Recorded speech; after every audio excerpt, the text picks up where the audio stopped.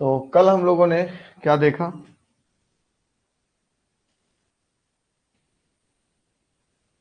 तो कल हम लोगों ने बेसिकली क्या देखा था?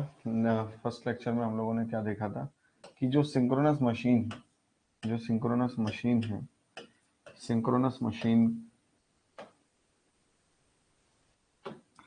सिंक्रोनस मशीन जो है, अगर मैं उसकी बात करूं तो उस मशीन के सबसे पहले तो हमने बेटा कंस्ट्रक्शन देखी कि कंस्ट्रक्शन क्या है उस मशीन की, ठीक है, बनावट क्या है। फिर हम लोगों ने देखा कि उस मशीन का जो है टाइप्स ऑफ रोटर क्या है, मतलब रोटर के टाइप्स क्या, मतलब कौन कौन से प्रकार के रोटर लगते हैं। ठीक है, जब भी मैं सिंक्रोनस मशीन की बात करूंगा तो मैं हमेशा बात करता हूं जनरेटर और मोटर की। ये बात बस दिमाग में लेके चलना। जो बच्चा इस बात को भूल गया बीच में करते करते तो फिर वो भटक जाएगा, फिर उसका मतलब नहीं विधान बैठ पाएगा। तो ये समझना कि हम लोगों ने कल दोनों चीजों को लेकर डिस्कस किया कि भाई दोनों का कंस्ट्रक्शन क्या है, दोनों में रोटर कौन से लगते हैं, दोनों में जो ईएमएफ पैदा होगा स्टेटर पे। भाई क्या मोटर में ईएमएफ पैदा नहीं होता? होता है। मैंने आपसे तब भी कहा था भाई मोटर में क्या होगा, आप यहां पर थ्री फेज सप्लाई देंगे, यही होगा। मोटर में आप यहां पर थ्री फेज सप्लाई देंगे, आप यहां पर थ्री फेज सप्लाई देंगे, और थ्री फेज सप्लाई जब आप देंगे तो यहां पर मतलब वी देंगे, वी देंगे तो इधर ई बनेगा, ई बनेगा तो यहाँ पे आरएमएफ बनेगा, आरएमएफ बनेगा तो इधर जो रोटर होगा वो घूमेगा आपका। सिंपल सी कहानी है। तो ये सोचिए कि जब यहाँ पर आप टर्मिनल वोल्टेज पे कुछ देंगे तो यहाँ पर ईएमएफ बनेगा, ईएमएफ बनेगा, उससे हमारा रोटेटिंग मैग्नेटिक फील्ड बनेगा। सिंपल सी बात है। ये एक चीज हो गई, ये हमारे मोटर की बात हो गई। अगर जनरेटर होता तो क्या होता? जनरेटर होता तो क्या होता भाई? मान लीजिए जनरेटर होता तो क्या होता? ये रोटर है, ठीक है, इस रोटर को मैं प्राइम मूवर से घुमाता। प्राइम मूवर से घुमाता का मतलब है कि मैं कहीं ना कहीं या तो हाइड्रो पावर प्लांट पानी फेंकता तो घूमता ये, या स्टीम के द्वारा इसे घुमाता, किसी भी माध्यम के मैकेनिकल माध्यम के द्वारा मैं इसे घुमाता ही घुमाता। किसको? शाफ्ट को। शाफ्ट को हाथ से कभी नहीं घुमाया जाता बेटा, हाथ से नहीं घुमाया जा सकता। आरपीएम में घूमता है, रोटेशन पर मिनट में। क्या आप हाथ से रोटेशन पर मिनट में घुमा दोगे? और 2400 घंटे घूमता है? पॉसिबल नहीं है। ठीक है, याद रखिएगा। ये जो आप सोच रहे हो ना कि शादी के जनरेटर को हम हाथ से घुमा के आ जाते हैं, बेटा शादी के जनरेटरों में आप उसमें कितना 1 किलोवाट पैदा करते हो, 2 किलोवाट पैदा करते हो, 5 किलोवाट पैदा करते हो? ऐसा थोड़ी है बहुत ज्यादा करते हो। अच्छा, जो आपके हैवी जनरेटर होते हैं उनमें क्या होता है बेटा कि एक बार चालू हो जाता है तो फिर वो जो इलेक्ट्रिकल एनर्जी है उसका कुछ थोड़ा सा हिस्सा उसके मैकेनिकल इनपुट पे भी जाता है जो लगातार उससे घुमाता रहता है। ठीक है, बट वो क्या है कि वो पूरे पैक्ड में होता है तो हमें दिखता नहीं है, सीधा सा सिंपल बात है। ये जनरेटर का अगर मैं जनरेटर की बात करूं तो यहां पर हम प्राइम मूवर से घुमाएंगे। अच्छा, प्राइम मूवर से घुमाएंगे तो इसमें क्या होगा बेटा? एन और एस पोल बनेंगे। आपको याद होगा डीसी, मैं आपको बोल ही रहा था कि यहां पर डीसी वाइंडिंग लगाते हैं तो फिक्स्ड पोल बनेंगे, बदलते हुए पोल नहीं बनेंगे, एन और एस फिक्स्ड पोल बनेंगे।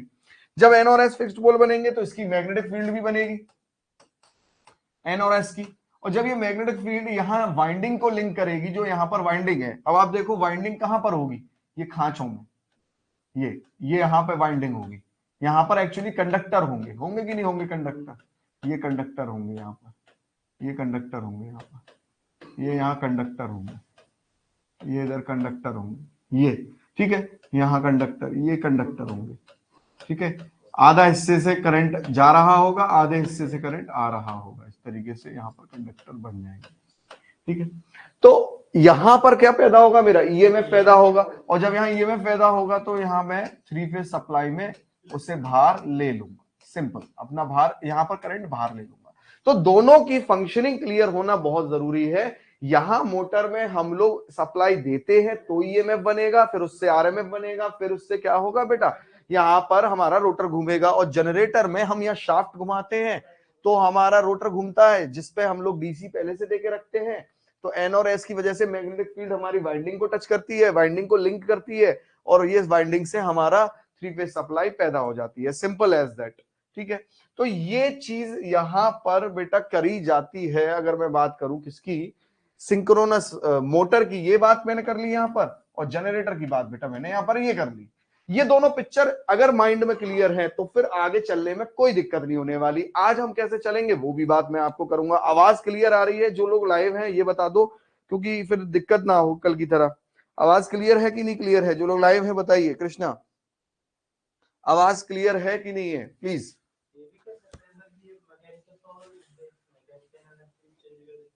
ये तो बहुत बेसिक बात है, मोटर करती है, इसमें क्या कहना है इतना।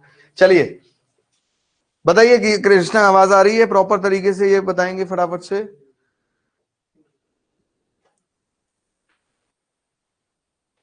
जो लोग लाइव हैं ये बताइए आवाज प्रॉपर आ रही है, एक बार चेक कर लीजिए प्लीज, आप भी लोग चेक कर लीजिए, क्योंकि कल वॉइस का प्रॉब्लम हुआ था। हाँ बट हुआ तो था ना। प्लीज जल्दी से बताइए, वॉइस तो क्लियर है, वॉइस में कोई प्रॉब्लम तो नहीं है? वो एक्चुअली वो कंप्यूटर माइक और सराउंडिंग दोनों साउंड पकड़ रहा था, वो सराउंडिंग पकड़ रहा था ना बात।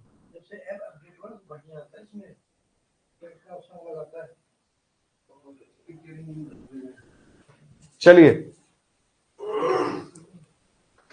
वॉइस क्लियर है ना अभी सबको?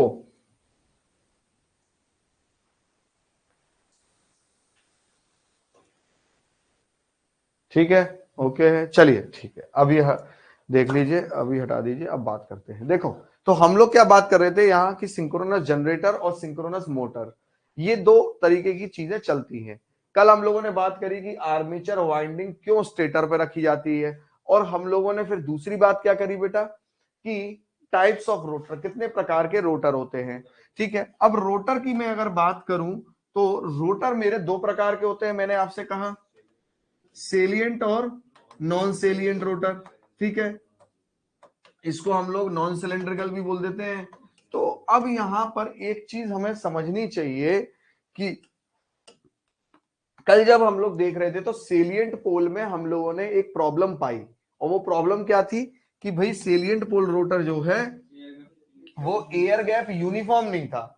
अब जब इसका एयर गैप यूनिफॉर्म नहीं था, चाहे कुछ भी हो, चाहे मोटर हो चाहे जनरेटर हो, बेटा मैं बार बार इस पर फोकस कर रहा हूं, बच्चा कंफ्यूज होता है, अरे सर क्या था क्या नहीं था। चाहे मोटर हो चाहे जनरेटर हो, अगर मैं सेलिएंट पोल यूज करूंगा तो दोनों जगह एयर गैप कैसा देगा भाई?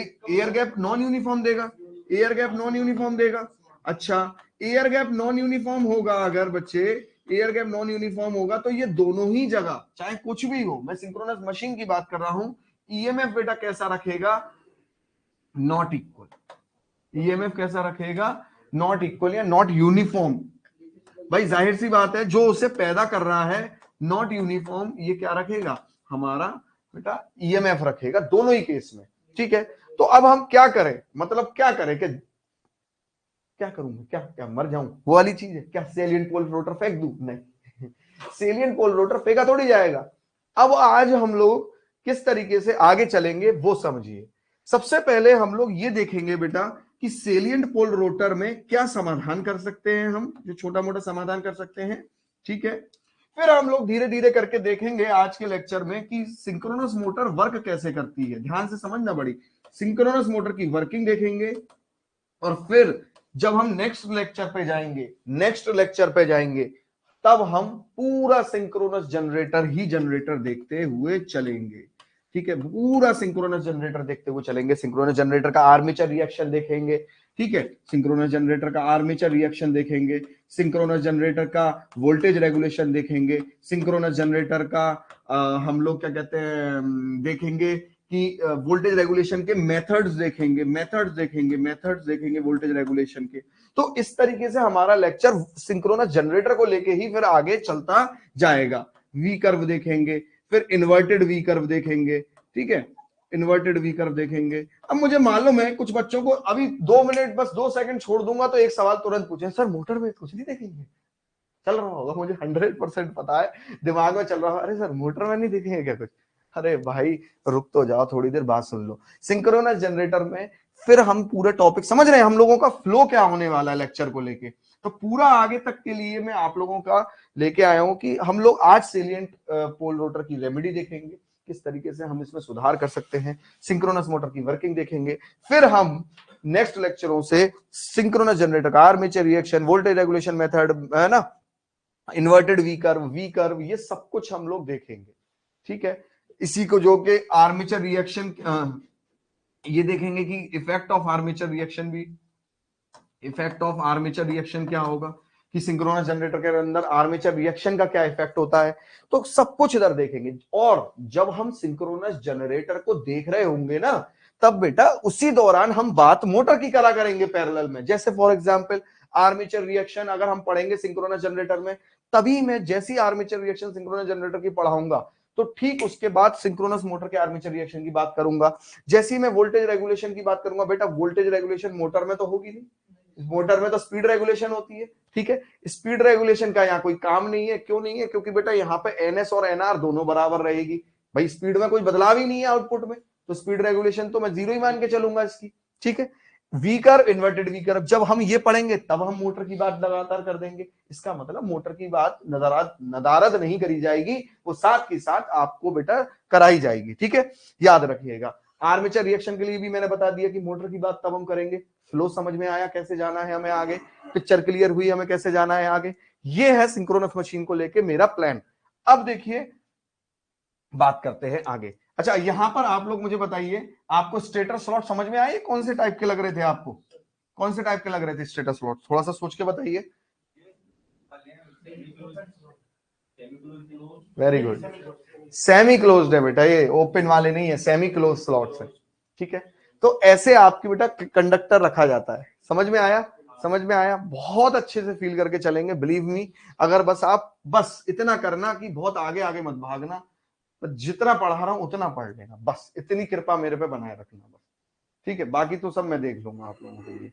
चलिए, यहां पर अगर हम लोग बात करें सेलिएंट पोल रोटर, ठीक है, सेलिएंट पोल रोटर। देखिए सेलिएंट पोल रोटर हमारा किस तरीके से था, ये मेरा स्टेटर है, तो बच्चे यहां पर ये मेरा स्टेटर है, तो यहां पर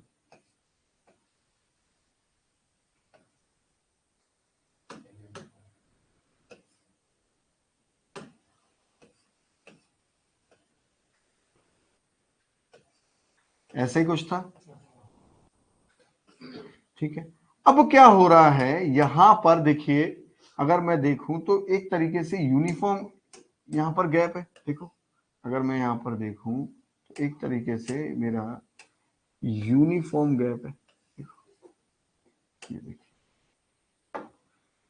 यहां से यहाँ गैपिंग, यहां से यहाँ गैपिंग, यहां से यहाँ गैपिंग, सब समान है। मानते हैं कि नहीं मानते इस चीज को? तो अब क्या हुआ, समझना आप लोग बेटा बात को, कि जब मेरा, अच्छा यहां मेरा एन बना होगा, एस बना होगा। आप कहेंगे सर क्यों बना होगा? बेटा मैंने कल आपको बताया था यहाँ पे कि यहाँ पे हम लोग जब डीसी देंगे, मान लो हम लोगों ने डीसी दिया यूं करके, चलो ये प्लस है ये माइनस है, तो बच्चे एक बात बताओ, डीसी यूं करके ही तो जाएगा। ठीक है, तो जब आप इस पर राइट हैंड थंब रूल लगाओ तो नॉर्थ ऊपर बनेगा, साउथ नीचे बनेगा। अब आप देखिए कि जब ये यूनिफॉर्म फ्लक्स इधर मेरा, और यहाँ पर बेटा हमारे क्या है, हमारी वाइंडिंग है। आप ऐसे समझ लीजिए यहाँ पर हमारी वाइंडिंग है स्टेटर की। ठीक है, अब जब स्टेटर की वाइंडिंग पर ये यूनिफॉर्म फ्लक्स बेटा लगातार आपको लगेगा, तो क्या होगा, इधर सेम फ्लक्स लग रहा है। ठीक है, इधर सेम फ्लक्स लग रहा है, मतलब यहां पर भी वही 5 वेबर फ्लक्स, यहां पर भी वही 5 वेबर फ्लक्स, यहां पर भी 5, यहां पर भी 5। जब सेम वैल्यू का फ्लक्स यहां पर लिंक करेगा, तो थोड़ी देर के लिए आप मुझे बताइए, इधर जो ईएमएफ पैदा होगा वो भी सेम होगा, इधर जो ईएमएफ पैदा होगा वो भी सेम होगा, इधर जो ईएमएफ पैदा होगा वो भी सेम होगा। इसमें किसको दिक्कत है?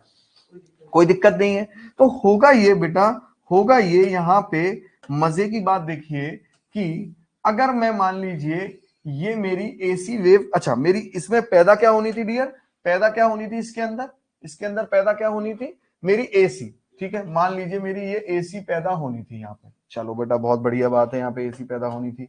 तो यहां पर अगर मैं बात करूं, जब इतने इतने पोर्शन में इधर ईएमएफ, बेटा मैं किसका ग्राफ बना रहा हूं, बहुत ध्यान से समझना हर एक एक चीज को, मैं आराम से चल रहा हूं, मैं ईएमएफ का ग्राफ बना रहा हूं। इस बात को थोड़ा सा ना आप लोग क्या करिए, दिमाग में डाल के रखिए। ईएमएफ बना रहा हूं, यहां पर मैं ईएमएफ बना रहा हूं, ईएमएफ बना रहा हूं।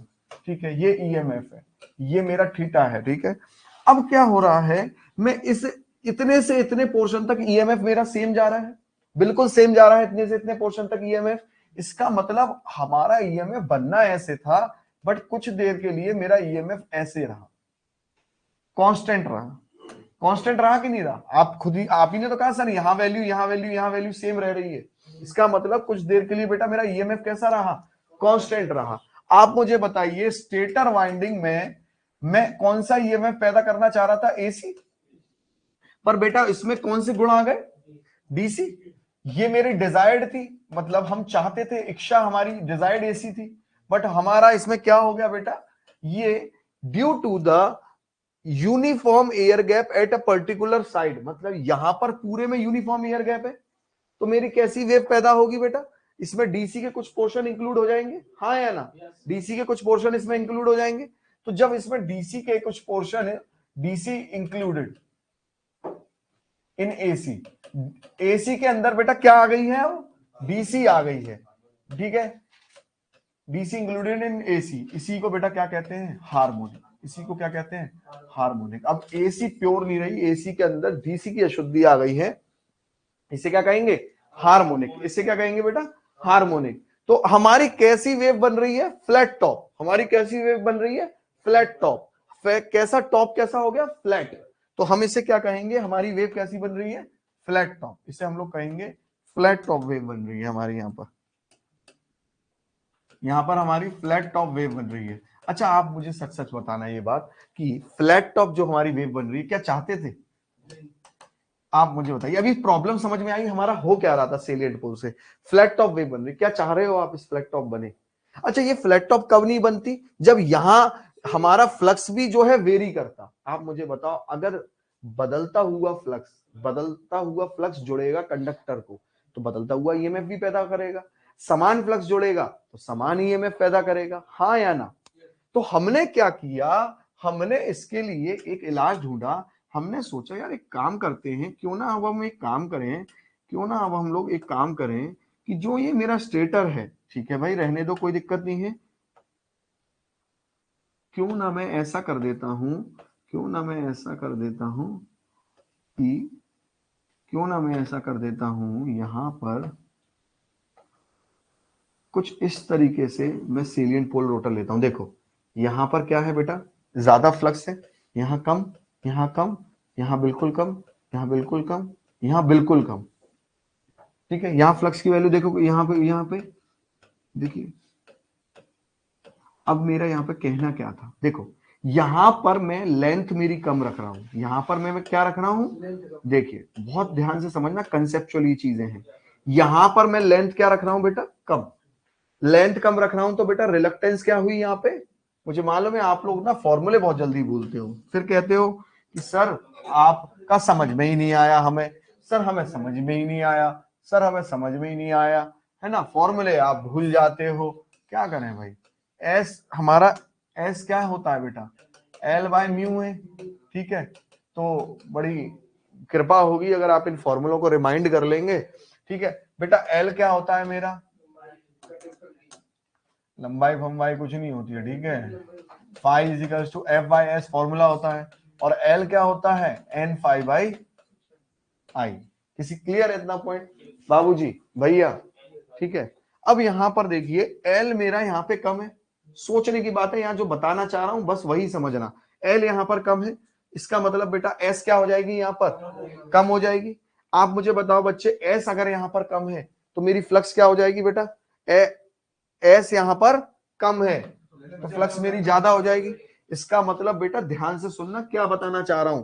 देखो अरे सर यहां तो सर कम फ्लक्स दिख रहा है, सर यहां पे कम फ्लक्स दिख रहा है। बेटा फ्लक्स कम नहीं दिख रहा है, यहाँ लेंथ कम दिख रही है। बार बार कह रहा हूं, टेक्निकली सोचिए। सर यहाँ फ्लक्स कम दिख रहा है तो यहाँ फ्लक्स क्या होगी? ज्यादा होगी, क्योंकि लेंथ कम है, रिलक्टेंस कम है। रिलक्टेंस कम है तो मतलब चलो भाई ये रास्ता बढ़िया है, ये रास्ता बढ़िया है, चलो फ्लक्स कम है। अच्छा फ्लक्स कम है तो बेटा यहाँ क्या होगा? यहाँ पर फ्लक्स कम है, यहाँ फ्लक्स ज्यादा है। अब मुझे यहाँ बताइए यहाँ क्या होगा? लेंथ का, लेंथ ज्यादा है, ठीक है, रिलक्टेंस ज्यादा, फ्लक्स बेटा यहाँ होगा कम। क्लियर है बेटा? ठीक है। इसका मतलब यहां पर मैं एक बात तो कह सकता हूं, मेरा फ्लक्स का मान इधर ज्यादा है तो मतलब यहाँ ईएमएफ जो पैदा होने वाला है वो ज्यादा होने वाला है, और यहाँ फ्लक्स का मान कम है तो मेरा जो यहाँ ईएमएफ है वो कम पैदा होने वाला है। देखो बदल तो फ्लक्स दोनों ही दिशा में रहा है, रोटर लगातार दोनों ही दिशा में, दोनों ही घूम रहे हैं ना, रोटर लगातार दोनों ही घूम रहे हैं ना। तो हुआ क्या कि रोटर घूम तो दोनों रहे हैं, पर यहां पर मान ज्यादा है फ्लक्स का, यहां पर मान फ्लक्स का कम है, तो यहां ईएमएफ ज्यादा पैदा होगा, यहां ईएमएफ कम पैदा होगा। कहां पे बेटा, यहां ईएमएफ ज्यादा पैदा होगा और यहां पर ईएमएफ, इधर वाले पोर्शन में ईएमएफ बेटा कैसा होगा, कम पैदा होगा। पर लगातार पैदा तो होता रहेगा क्योंकि मेरा लगातार रोटर घूम रहा ही है। इसका मतलब मैंने जब सेलिएंट पोल ऐसा था तो मैंने उसे शैम्फर्ड, इसे कहते हैं शैम्फर्ड पोल शेप।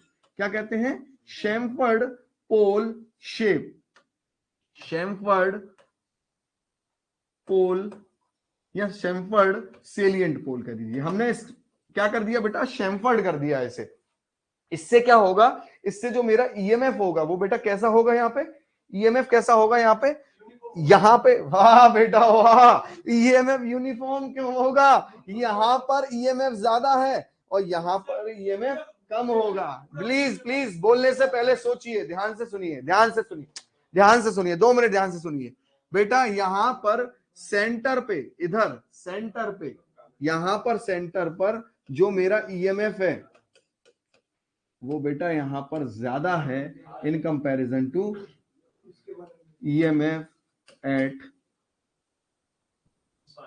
साइड वाले। ठीक है, क्लियर है इतना पॉइंट।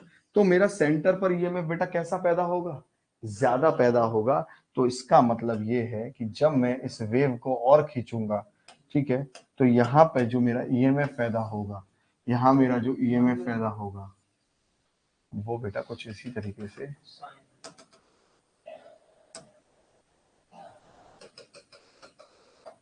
इसी तरीके से ये मेरा ईएमएफ पैदा होगा। देखिए ध्यान से, यहां पर क्या है, ये देखिए सेंटर पे जब ये आया तो सबसे ज्यादा ईएमएफ इधर बना होगा, और देखो जैसे ही उससे हल्का सा हटेंगे तो ईएमएफ कम है, तो ईएमएफ कम है तो मैग्नीट्यूड भी देख लो कम है यहाँ पर ईएमएफ का। अरे हाँ या ना, यहाँ पर देखो ईएमएफ का ई मैक्स होगा, यहाँ पर ई मैक्स थोड़ा कम है, यहाँ पर भी देखो कम है थोड़ा सा, यहाँ पे देखो, देख रहे हो यहाँ पे, तो ऐसे कम कम देखो है। जब ये यहाँ पर देखो, यहाँ पे सबसे ज्यादा दूरी होगी, यहाँ पे सबसे ज्यादा दूरी होगी तो यहाँ पे बिल्कुल जीरो ईएमएफ है। फिर जैसे जैसे बेटा ये पास में करीब आता जाएगा तो ये इस तरीके की शेप को जन्म देता चला जाएगा। हाँ या ना, ईमानदारी से बताइए प्लीज, बताइए प्लीज बाबूजी।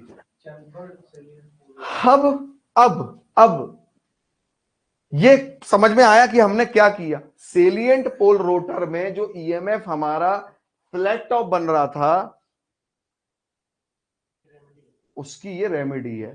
फ्लैट टॉप अगर ना बनाना है तो शैम्फर्ड कर दीजिए अपने पोल को, थोड़ा सा और इस तरीके से शेप को इस तरीके से बनाइए कि फ्लक्स थोड़ा सा हमारा सेंटर में ज्यादा बने। फ्लक्स बेटा लेंथ नहीं बोल रहा, फ्लक्स बोल रहा हूं, सेंटर में ज्यादा बने और दूर दूर कम बने। हाँ बहुत प्यारी बात है, तब यहां से प्योर एसी मिलेगी इस तरीके की। क्या प्रॉब्लम आ रही थी, अगर मेरा फ्लैट टॉप आ जा रहा था तो प्रॉब्लम क्या आ रही थी, सोचिए। जो लोग लाइव है वो लोग क्लियर है कि नहीं क्लियर है, उन लोगों को प्लीज ये बताइए, जो लोग लाइव है उन लोगों को क्लियर है कि नहीं क्लियर है। आप लोग क्लास लेते रहते हो, अगर जवाब नहीं देना तो फिर मैं क्या ब्लॉक कर दूं आप लोगों को, ये बताइए। ध्यान से देखिए, जब जवाब ही नहीं देना तो इसका मतलब फिर ब्लॉक कर देना चाहिए आप लोगों को, तो फिर तो आप बाद में भी देख सकते हैं। भाई जवाब ही नहीं देना तो फिर बाद में भी देख सकते हैं, लाइव पे तो ब्लॉक कर दो। जनरेटर जब हम लोग यहां पर लगाए हैं, ठीक है, अब जनरेटर में ऐसी ईएमएफ पैदा हुई मेरी, मान लीजिए इस तरीके से ईएमएफ पैदा हुई, यही तो हुई फ्लैट टॉप वाली। आगे लगा है ट्रांसफॉर्मर, भाई लगा तो होगा ही ट्रांसफॉर्मर, है कि नहीं। तो क्या है ट्रांसफॉर्मर का फॉर्मूला, अगर आप भूले ना हो, मतलब वैसे तो हमने अभी अभी पढ़ा है पर आप लोगों की याददाश्त के मद्देनजर रखते हुए लगता है कि भूल चुके भी होंगे। ट्रांसफॉर्मर का एक फॉर्मूला होता है -NdΦdt। तो यहां पर -NdΦdt मतलब फ्लक्स का बदलाव समय के सापेक्ष। आप मुझे बताओ इतने इतने पोर्शन में फ्लक्स का बदलाव समय के सापेक्ष क्या है, कुछ है ही नहीं है। अगर मैं dΦdt देखूं तो जीरो है ना, मतलब फ्लक्स का कोई बदलाव हो रहा है समय के सापेक्ष, नहीं, तो वो तो जीरो है ना, बदलाव समय के सापेक्ष तो जीरो है ना। आप कहोगे अरे सर कहाँ जीरो, ये तो 5 वेबर का फ्लक्स है, तो 5 वेबर दिखा तो रहा है। बेटा मैं समय फ्लक्स का बदलाव समय के सापेक्ष बोल रहा हूँ। हर सेकंड पे बदल रहा है क्या? नहीं। इसका मतलब इतने इतने पोर्शन में तो ईएमएफ फिर जीरो पैदा होगा। भाई इतने इतने पोर्शन में अगर मैं ट्रांसफॉर्मर में देखूं तो ट्रांसफॉर्मर कैसी वेव बनाएगा? ट्रांसफॉर्मर यूं करेगा, इतने इतने पोर्शन में, इतने इतने पोर्शन में ऐसी वेव बनाएगा, ऐसी, क्योंकि उतने उतने में वोल्टेज जीरो पैदा करेगा वो। कोई मतलब है ऐसे ट्रांसफॉर्मर का? क्यों? क्योंकि यहां पर फ्लक्स भी चेंज नहीं हो रहा था। तो फेराडे लॉ तो साफ कहता है भाई फ्लक्स का बदलाव होना चाहिए। तो इसीलिए हम इस वेव को लेके आगे नहीं जा सकते। समझ में आया कि नहीं आया? 2 4 5 मिनट का टाइम लीजिए, कोई इशू नहीं है। मैं आपको 3 मिनट का टाइम देता हूं और आराम से सोच के बताइए, एक बार पूरा दिमाग में अपने दौड़ा लीजिए क्या चला है, और वाजिब जो सवाल बनते हैं वो करिएगा।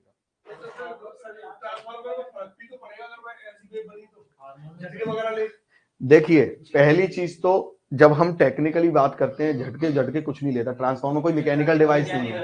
पहली चीज मैं इसीलिए बोल रहा हूं, हमारे मन को क्या लगता है वो ना बोले, हमें टेक्निकली क्या लगता है वो बोले। क्यों? क्योंकि अब आप क्लास में बैठते हैं, अब आप केवल मात्र रोड पे चलने वाले एक व्यक्ति नहीं है जिसे ट्रांसफार्मर देखा और वो कुछ भी बोल रहा है।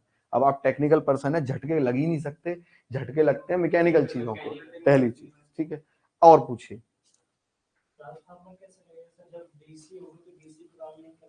तो यही तो मैंने कही आपको, इतने डीसी इतने ही तो पोर्शन में है बेटा, तो इतने पोर्शन में नहीं काम किया, नहीं दिया ईएमएफ, तो आगे बंदे को कुछ मिलेगा ही नहीं। जो ट्रांसफार्मर बाद में लगा होगा, लोड कुछ भी लगा होगा, उसको क्या मिलेगा? ये ऐसा ऐसा वोल्टेज मिलेगा। कोई मतलब है क्या इस वोल्टेज का?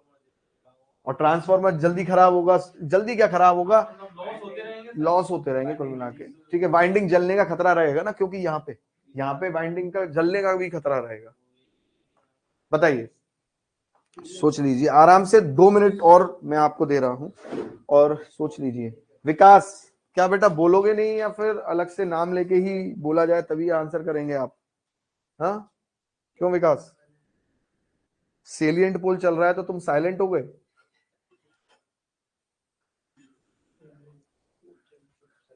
सोचिए, जल्दी से सोचिए, जो भी हमने पढ़ा वो दिमाग में गया कि नहीं गया?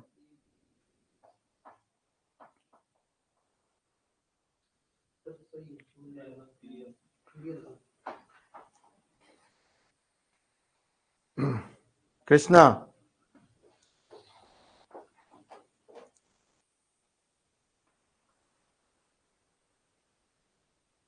कितना प्यारा लग रहा है ना पूरा फिगर।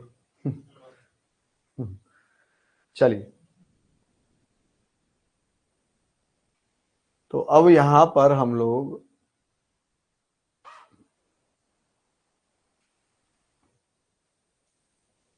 मुझे क्या दिखाना था आपको? हाँ,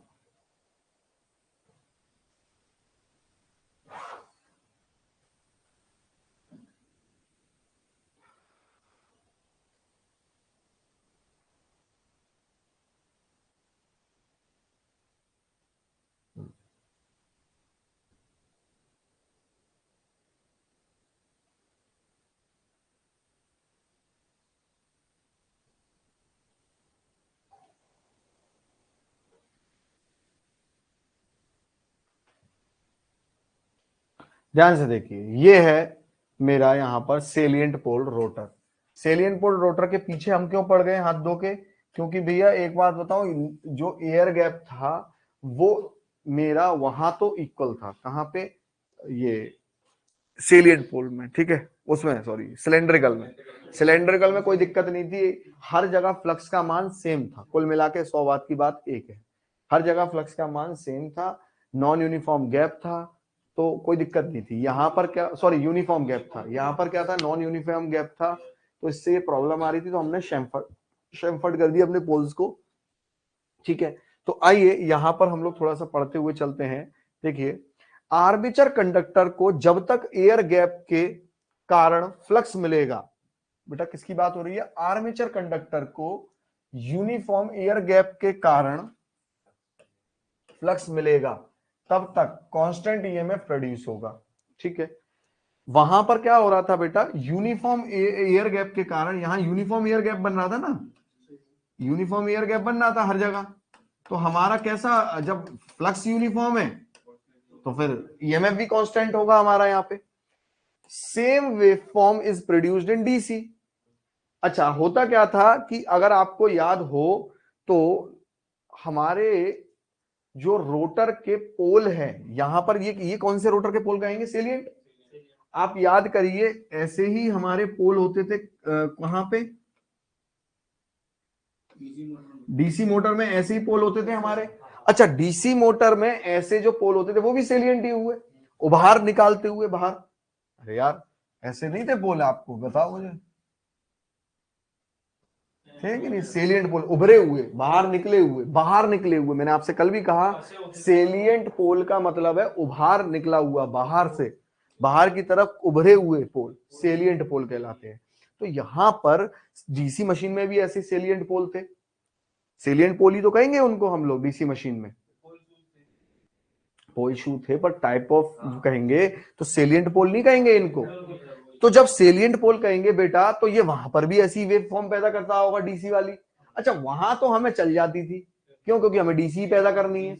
पर यहां हमें नहीं चल पा रही है, यहां हमें नहीं चल पा रही है। तो इसीलिए इसी बात को यहां पर लिखा है कि सेम वेव फॉर्म, समान वेव फॉर्म कहां पर पैदा होती थी बेटा?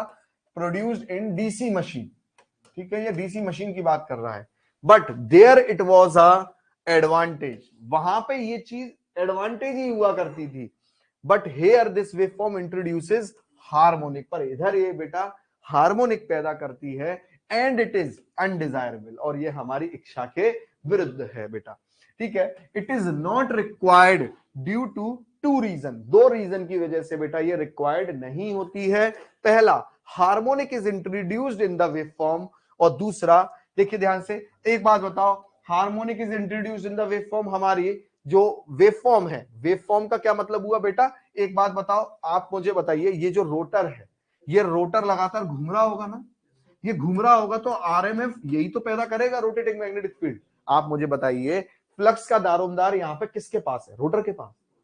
उल्टा है बेटा ये। अभी तक जितने लोग फ्लक्स पैदा कर रहे थे वो स्टेटर वाइंडिंग वाले कर रहे थे, भूल रहे हो कि याद है? भूल गया सब कुछ, याद नहीं अब कुछ? बोलो मेरे भाई, क्या कहां पहुंच गए तुम? किसकी यादों में चले गए? नींद आ रही है? क्या करें यार, पढ़ना भी है, क्वेश्चन प्रैक्टिस भी करने हैं, रिवाइज भी करना है, और वैलेंटाइन डे भी मनाना है। क्या भाई कृष्णा, ऐसा ही करना है? ये सारे काम एक ही इंसान को करने हैं? क्या करें यार, क्या क्या करें बताओ? पढ़ाई भी करनी है, वैलेंटाइन डे भी मनाना है, ड्यूटी भी करनी है, जॉब भी करनी है, और सिलेक्शन भी लेना है यूपीपीसीएल में। इतना सब कुछ एक आदमी के ऊपर डाल दिया तो परेशानी तो होगी है। क्या करें, यही जवानी के दिन मेहनत के हैं, यही जवानी के दिन मजे के भी हैं। क्या करें, वैसे ही सलमान खान कहता है कि जवानी एक बार आए, जीने के हैं 4 दिन, बाकी है बेकार दिन। अब क्या किसकी सुने यार? सर की सुने कि सलमान खान की सुने? सलमान खान पे सर हावी हो रहे, सर कहते हैं कि मेरी सुनो, सलमान खान कहता है मेरी सुनो। जीने के हैं 4 दिन, जी लो जितना हो सके। क्या भाई, बड़ी दुविधा में हो, मतलब किसकी सुनी जाए? बताओ, प्रमोशन का भी एग्जाम है, विकास कह रहे हैं प्रमोशन का भी एग्जाम है। ठीक है, तो प्रमोशन का एग्जाम है, इसीलिए पढ़ने आ रहे हो, मुझे लग रहा है तुम लगातार। मालूम है। चलिए देखिए ध्यान से, यहां पर सुनिएगा, ध्यान से सुनिए। ये जब देखो, ये लगातार रोटर घूमेगा तो आरएमएफ पैदा करेगा। अब ये जब लगातार घूमेगा बेटा, आरएमएफ पैदा करेगा, तो एक चीज बताओ, आरएमएफ में भी तो हार्मोनिक आएगी, आरएमएफ भी तो हार्मोनिक आएगी। देखो हार्मोनिक क्या करेगा, आरएमएफ हमारे हार्मोनिक वहां पर भी आएगी, आई उसका हीट भी बढ़ाएगा। ठीक है, आई उसका हीट भी बढ़ाएगा। चलिए, ये एक प्रॉब्लम हो गई ना, है ना, हार्मोनिक की वजह से। दूसरी क्या है, EMF in transformer will be 0 until the wave form is constant. जब तक वेव फॉर्म कांस्टेंट रहेगी तब तक मेरी ट्रांसफार्मर की जो ईएमएफ है बेटा वो कैसा रहेगा, देखना जरा। कैसा ईएमएफ पैदा हो रहा है? 0। यहाँ ईएमएफ 0 हो गया कि नहीं हो गया बेटा? अरे बोलो ना यार। देखो ना यहाँ पे E = -N dϕ/dt, E 0 है, तो यहां पर बड़ी समस्या है। रेमेडी क्या है इन सब मर्ज की? एक ही दवा, शैम्फर्ड पोल इस्तेमाल करिए, शैम्फर्ड पोल इस्तेमाल करिए। आइए आइए, बहुत बढ़िया। ये वही चीज बेटा बताई हुई है कि सेंटर पर एस कम होता है एज के, वही सारी चीजें मैं आपको बेटा समझा चुका, ठीक है। बट ईएमएफ जो शैम्फर्ड पोल का पैदा होगा कुछ इसी तरीके का होगा, ठीक है। तो chamfered pole is used in AC machine. बेटा कहां यूज होता है? एसी मशीन में शैम्फर्ड पोल। सेलिएंट पोल रोटरी है, ये शैम्फर्ड पोल कोई अलग नहीं है, बस आपने उसको ये जो गैप्स हैं उसकी डिजाइन में ये बदलाव किया है कि जो गैप्स हैं जो यूनिफॉर्म हो रहे थे उतनी उतनी डायरेक्शन में, जो ऐसे हो रहे थे उसको नॉन यूनिफॉर्म कर दिया। बस इतना हमने उस पर बदलाव किया है, इतना हमने उस पर बदलाव किया है, ठीक है। आइए नेक्स्ट बात को देखते हैं।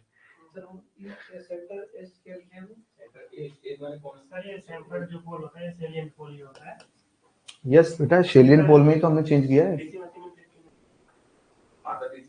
वहां तो हमें डीसी चाहिए ना, वहां तो हमें कांस्टेंट उल्टा चाहिए। हम क्या पैदा कर रहे थे? कांस्टेंट। कहीं बीच में चले जाते हैं ये, मुझे लगता है। अच्छा अच्छा, कल से लौटे ही नहीं है ये। अच्छा नहीं, कल दवाई की कह रहे थे डॉक्टर पर। अच्छा, शाम को छुट्टी लेके शाम को नहीं बीच बीच में ये तो है, ये चले जाते हैं, इनके सवाल ही बता देते हैं कि कहीं चले जाते हैं बीच बीच में। चलो ध्यान से इधर देखिए, इधर chamfered pole is used in AC machine. इस शैम्फर्ड पोल, मैंने बिल्कुल एग्जैक्ट वही स्टेटमेंट बोली थी कि सेलिएंट पोल ही शैम्फर्ड पोल है। बस आपका जो यूनिफॉर्म एयर गैप था, हर जगह पे समान फ्लक्स बनना था उतने उतने टोपे वाले रीजन में, उसको हमने कैसे कर दिया बेटा? नॉन यूनिफॉर्म कर दिया, ठीक है। तो यहां देखिए, chamfered pole is used in AC machine to improve EMF shape. EMF की वेव शेप इंप्रूव करने के लिए हमने शैम्फर्ड पोल इस्तेमाल किए। सिलेंड्रिकल में प्रॉब्लम नहीं आ रहा था क्योंकि सिलेंड्रिकल में हमारे पास पहले से यूनिफॉर्म एयर गैप है, तो हर जगह फ्लक्स का मान समान रहता है, ठीक है। This wave form is also use to extinguish the armature reaction. The armature extinguish the armature reaction, ठीक है। ये क्या लिखा है? दिस एक्सटिंग्विश का मतलब हुआ बेटा खत्म करना, ठीक है, खत्म करना। देखिए ध्यान से, मैं यहां पर क्या कह रहा हूं, ईएमएफ की वेव जितनी अच्छी बनेगी, ईएमएफ की वेव हमें लास्ट में जितनी अच्छी बनेगी उतना बेहतर है ना, है ना। अगर आप एक चीज बताओ, ईएमएफ की वेव, अच्छा ईएमएफ की वेव शेप अच्छी बन रही है, इसका मतलब यही तो है कि अंदर सब कुछ अच्छा चल रहा है। आप मुझे बताओ, आप बाहर एक्टिविटीज सब सही कर रहे हो, इसका मतलब तुम्हारे अंदर भी सब चीजें ढंग ठीक सी चल रही है ना, यही तो है। तुम बीच बीच में मान लो क्या कहते हैं, तुम कहीं चले नहीं जाते हो, तो इसका मतलब तुम सवाल ऐसे पूछते हो, सर ये क्या हुआ, और हम पूरा चैप्टर कर लिए, इसका मतलब तुम बीच बीच में कहीं चले जा रहे हो, कहीं चले जाते हो बीच बीच में। तो उससे हमें यहाँ पर सेम चीज ऐसी है कि आउटपुट पे जो ईएमएफ मिल रहा है उससे हमें यही तो पता चल रहा है कि अंदर जो एयर गैप पे फ्लक्स है वो भी बिल्कुल वैसा ही है। यहाँ पर यही चीज है कि आर्मेचर रिएक्शन खत्म करने के काम आता है, ये बोल रहा है आर्मेचर रिएक्शन खत्म करने के काम आता है। तो ईएमएफ की वेव फॉर्म अच्छी हुई तो आर्मेचर रिएक्शन तो ऑटोमेटिकली मतलब कहीं ना कहीं खत्म ही हुआ होगा, तभी तो ये अच्छा हुआ, ठीक है, तभी तो ऐसा हुआ। Chamfered pole air gap is minimum at centre. Chamfered pole का जो एयर गैप है मिनिमम होता था सेंटर पे। एयर गैप की बात कर रहा हूं, देखो आधे लोग, मैं अभी भी जानता हूं कि इस शब्द को नहीं, उन्हें है कि बेटा ये ऐसा, उन्हें ये मत सोचना अरे सर क्या बोल रहे हो, एयर गैप मिनिमम है सेंटर पे। स्टेटर पोल ये था, एयर गैप सबसे कम था कि नहीं था? एयर गैप माने वो लेंथ, ठीक है, is minimum at centre, so sine wave flux density wave form is produce. तभी तो साइन वेव फ्लक्स डेंसिटी पैदा हुई। अगर हर जगह ही सेम रहता तो साइन वेव पैदा हो रही थी क्या? नहीं हो रही थी। So here from the graph we can see, इस ग्राफ से हम फिर एक बात निकाल सकते हैं कि ईएमएफ आपका ये है तो बेटा फ्लक्स भी ऐसे ही रहा होगा। भाई जाहिर सी बात है, जब ईएमएफ ये है तो फ्लक्स, इसको पैदा करने वाला फ्लक्स भी ऐसे ही रहा होगा, ठीक है। तो हम इससे एक चीज निकाल सकते हैं यहां से। आप मुझे बताइए, क्या मैं यहां से ये बात कह सकता हूं कि ऐसा जो हमारी वेव है, अच्छा एक बात बताओ, साइन और कॉस वेव शेप तो एक ही है, फेज एंगल का अंतर होता है, ये बात अपन ने बहुत पहले कर रखी थी। अच्छा ठीक है, क्लियर है, पहले इतना पोर्शन क्लियर है। चलो पहले ये चीजें पॉइंट आप एक बार देख लीजिए, आपको ये सारी चीजें क्लियर है कि नहीं क्लियर है, यहां देख लो आप। कोई है ना, इतना आराम आराम से देख लो, कोई इश्यू नहीं है।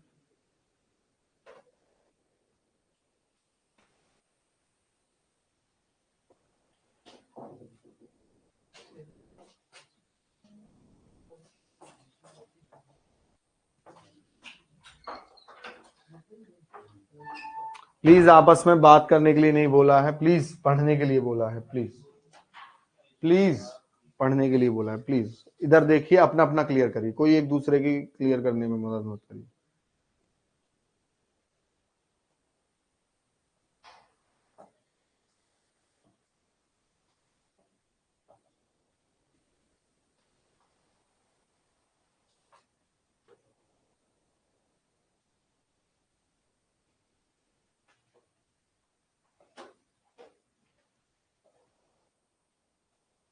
सैंपल जो पोल यूज करते हैं उसको यूज करने से हार्मोनिक्स आता है।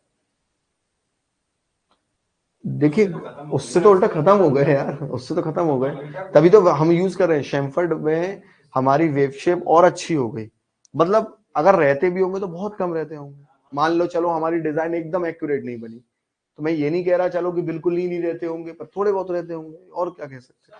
चेक करने के लिए वेव कैसी आ रही है, सीआरओ, सीआरओ सबसे बेस्ट। और फिर देखो 100 बात की एक बात, average value pure sine wave की 0 होती है हमेशा कंप्लीट साइकिल के लिए। पर अगर कंप्लीट साइकिल के लिए एवरेज वैल्यू 0 नहीं है, इसका मतलब वो प्योर साइन वेव नहीं है। तो आप एवरेज वैल्यू चेक कर लो, पीएमएमसी मीटर लगा के खत्म करो। अगर पीएमएमसी मीटर लगा के एवरेज वैल्यू 0 आ रही है, इसका मतलब तुम्हारी साइन वेव प्योर है, क्योंकि एवरेज वैल्यू 0 होनी चाहिए एसी की। बेटा कंप्लीट साइकिल, बार बार कहा है मैंने कि कंप्लीट साइकिल के लिए 0, और अगर सिंपल पूछे कि एसी की एवरेज वैल्यू क्या है तो 2 Vm/π। हाँ तो डीसी पे यूज करते तो एवरेज वैल्यू मेजर करता था ना, तो एवरेज वैल्यू अगर 0 आ रही है साइन वेव की तो इसका मतलब वो प्योर है, प्योर एसी है। मैं बार बार ये चीज कह रहा हूँ, बात को ध्यान से सुनिए। कंप्लीट साइकिल के लिए पूछा जाए तो 0 है, और अगर सिंपल पूछा जाए कि एसी की एवरेज वैल्यू क्या होती है तो 2 Vm/π लगाइए, वहां पे पढ़ लीजिएगा कंप्लीट साइकिल लिखा है। फुल वेव रेक्टिफाइड बेटा, हाफ वेव नहीं, फुल वेव रेक्टिफाइड। बेटा फुल वेव में 0 नहीं होती थी, सब भूल रहे हो यार तुम लोग, यार सब भूल रहे हो यार। ठीक है, यहाँ पर हम लोग कंप्लीट साइकिल के लिए पूछेगा तो एवरेज वैल्यू 0 होगी, पर हम लोग अगर सिंपल पूछे कि एवरेज वैल्यू बता दो साइन वेव की, तो बस ये रहा, खत्म हो गई कहानी, 2 Vm/π। और फुल वेव रेक्टिफाइड के लिए निकालते थे हम लोग। जैसे 10 + 10 sin ओमेगा t लिखा होता है, तो हम एवरेज वैल्यू पूछते हैं तो हम 0 लिख के चलते हैं, 0 + 10/√2, ये तो करते थे सर। तो कहीं कहीं वो 10 ब्राइट लिख देता है, 10 + 10/√2। मैंने आपने मुझे आज भी याद है एक बार सवाल भी पूछा था, मैंने तब भी बोला था कि वो वहां पे जो आप पूछ रहे हैं वो गलत है, सवाल जो दिया है वन, तो मैंने तब भी बोला था, और चीज को आप लिख लीजिए, मैंने हर बार बोला है, हमेशा बोला है, और अभी ये जो एसी चल रहा था उसमें भी बोला है। प्लीज 2 मिनट सुनिए, ध्यान से सुनिए, मैं बिल्कुल समय दूंगा आप लोगों को। ये पॉइंट क्लियर है कि नहीं क्लियर है ना? तो ये यार बार बार कंफ्यूजन का विषय नहीं है, आप लोग क्या कहते हैं, ये बहुत जल्दी क्लियर कर लो, जल्दी से जल्दी, क्योंकि हम अब आगे जा रहे हैं और हम पीछे का अगर ये सब रिवाइज करेंगे तो दिक्कत है। हाँ ये पॉइंट अभी यहाँ पर क्लियर है कि नहीं क्लियर है? अच्छा एक चीज बताइए, चलो मैं आपसे यहाँ पर एक बात पूछता हूँ, 2 मिनट के लिए सब छोड़ दो। ईएमएफ मेरा ऐसा पैदा हुआ कि नहीं हुआ? ठीक है, अगर मान लीजिए मेरा नॉर्थ बिल्कुल यहाँ पर है और साउथ बिल्कुल यहाँ पर है, तो हो सकता है मेरी वेव फॉर्म ऐसी भी पैदा हो सकती है, कोई दिक्कत थोड़ी है भाई। एक बात बताओ, आगे या पीछे, सिंपल सी बात है, रेफरेंस मानने के ऊपर है। मान लो रेफरेंस मानने के ऊपर, जैसे फॉर एग्जांपल, क्या कहना चाह रहा हूं बेटा, क्या कहना चाह रहा हूं, एग्जांपल बेटा मेरा ये है, मैं क्या कहना चाह रहा हूं, ध्यान से देखिए, ये है, ठीक है। अब यहां पर इसको ऐसे रख देते, अब यहां पर ध्यान से देखिए, हाँ, यहां पे मान लीजिए मैं ये कहना चाह रहा हूं, मैं इसी को 0 डिग्री मान लूं, मैं रेफरेंस इसको मान लूं, समझ रहे? तो रेफरेंस पे सबसे ज्यादा हाई ईएमएफ है क्योंकि फ्लक्स की वैल्यू सबसे ज्यादा है, और मैं फिर इसको 90 डिग्री मान लूं, क्या दिक्कत आ गई तुमको? तो जब मैं इसको रेफरेंस मानूंगा तो मेरा ग्राफ ऐसे शिफ्ट हो जाएगा। भाई कौन सी दिक्कत आ गई, मैंने कौन सी बड़ी बात कह दी। मैं अगर इसी को रेफरेंस मान के चलूं 0 डिग्री, तो 90 डिग्री वाला ग्राफ 90 डिग्री यहां शिफ्ट हो जाएगा, ठीक है। फिर ठीक 180 डिग्री ये शिफ्ट हो जाएगा। कोई दिक्कत आ रही है कंसेप्चुअली? तो कोई दिक्कत नहीं है भाई, मैंने क्या किया, केवल रेफरेंस को ही तो शिफ्ट किया है। अच्छा ये ग्राफ कब बनेगा, जब तुम ये रेफरेंस मान के चलो 0 डिग्री, तो 0 डिग्री पे ईएमएफ 0 है यहाँ पे, तब ये ग्राफ बनेगा, यहां से बनेगा।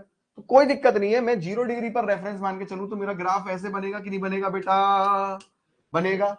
तो जब मेरा ग्राफ ऐसे बनेगा ईएमएफ का, तो इसका मतलब फ्लक्स डेंसिटी का ग्राफ, मतलब कि जो फ्लक्स रहा होगा उसका भी ग्राफ ऐसे ही बनेगा। जो फ्लक्स का ग्राफ रहा होगा वो भी तो ऐसा ही बना रहा होगा, 0 डिग्री पे मैक्सिमम फ्लक्स रहा होगा, 0 डिग्री पर मैक्सिमम फ्लक्स रहा होगा, तभी तो 0 डिग्री पर मैक्सिमम ईएमएफ रहा होगा। मैंने कहा ना बेटा, मैं ये रेफरेंस मान लूं तो फिर मेरा ग्राफ ये हटके ये हो जाएगा,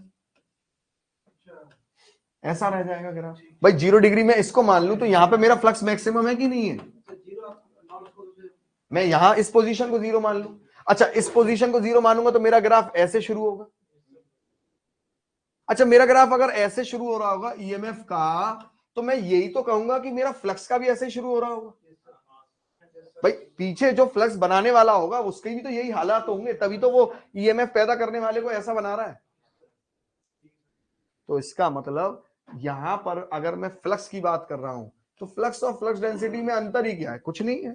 B is equal to 5 area तो कांस्टेंट रखो ही आप, एक बार मशीन बन गई। तो बी क्या है, फ्लक्स, फ्लक्स क्या है बी, एक तरीके से मैं बात करूं तो यहां पर मैं ये बताना चाह रहा हूं कि बी मेरा डायरेक्टली प्रोपोर्शनल होता है कॉस थीटा के। किसके होता है बेटा, कॉस थीटा के। हो रहा है कि नहीं हो रहा है, एक तरीके से कॉस थीटा की वेवफॉर्म बन रही है। तो बी मेरा जो फ्लक्स डेंसिटी है, मैं बार बार बात कर रहा हूं, फ्लक्स डेंसिटी मतलब फ्लक्स घनत्व। फ्लक्स घनत्व बेटा कहां पर होगा, यहां पर होगा, यहां पर फ्लक्स घनत्व होगा, यही तो फ्लक्स घनत्व होगा। तो फ्लक्स डेंसिटी मेरा किसके है, कॉस थीटा के प्रोपोर्शनल है, कॉस थीटा के प्रोपोर्शनल है। और कॉस थीटा के प्रोपोर्शनल है तो मैं कह सकता हूं फ्लक्स भी मेरा कॉस थीटा के प्रोपोर्शनल है, क्योंकि बी और फाई सेम है। अगर बी और फाई सेम है तो फाई को मैं एफ अपॉन एस लिखता हूं, भूल गए लोग फॉर्मूला, भाई एमएमएफ अपॉन रिलक्टेंस 100 बार लिख दिया होगा सुबह से, तो उसको मैं कॉस थीटा के प्रोपोर्शनल लिख सकता हूं। तो यहां पर मेरे पास एक रिलेशन, एक संबंध आ गया रिलक्टेंस और कॉस थीटा में, और वो क्या है, इनवर्सली प्रोपोर्शनल का। तो आपसे पेपर में ये टिक करने के लिए पूछा जाता है कि शैम्फर्ड पोल में कौन सी बात सत्य है।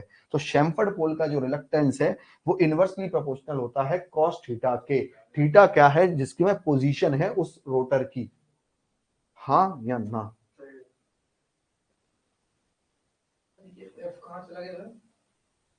बेटा एफ को तो कांस्टेंट हमने ले लिया ना, एन इंटू आई होता है, नंबर ऑफ टर्न और करंट। थोड़ी देर के लिए हमने कांस्टेंट मान लिया, मैंने केवल रिलक्टेंस को लेके बात करी। तो रिलक्टेंस मेरा किसके प्रोपोर्शनल है बेटा, इनवर्सली कॉस थीटा के। तो ये बात किसके लिए सत्य हो गई, शैम्फर्ड पोल के लिए। थोड़ा सा 2 मिनट का टाइम लीजिए और सोचिए प्लीज, 2 मिनट का टाइम लीजिए और सोचिए प्लीज, अपने मन में सोचिए और 2 मिनट का टाइम लीजिए और जल्दी से बताइए, बस सोचिए अपने मन में प्लीज।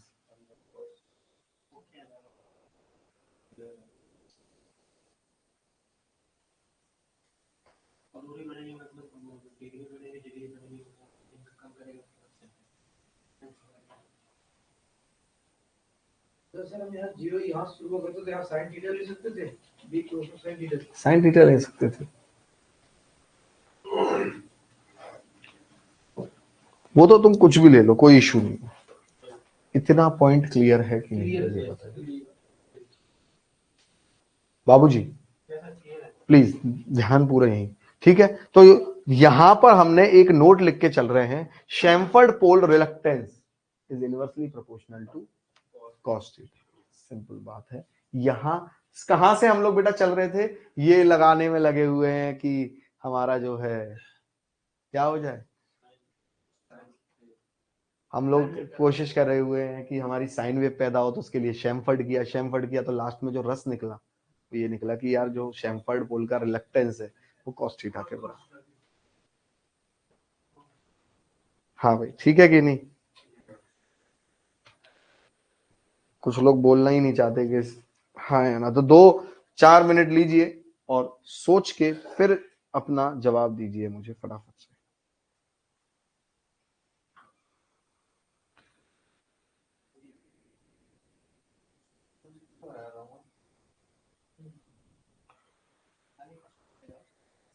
प्लीज, आपको समय दिया गया है सोचने के लिए, आप काम के समय पे काम ही किया करिए।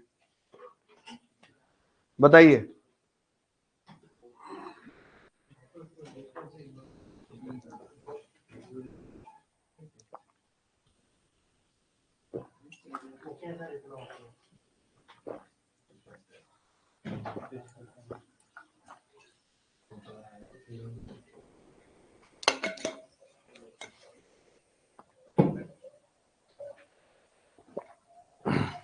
प्लीज बस करिए, आप ये बताइए इतना पॉइंट क्लियर है कि नहीं। शैमफर्ड पोल में हमें जो निकल के आया बाबूजी, ये निकल के आया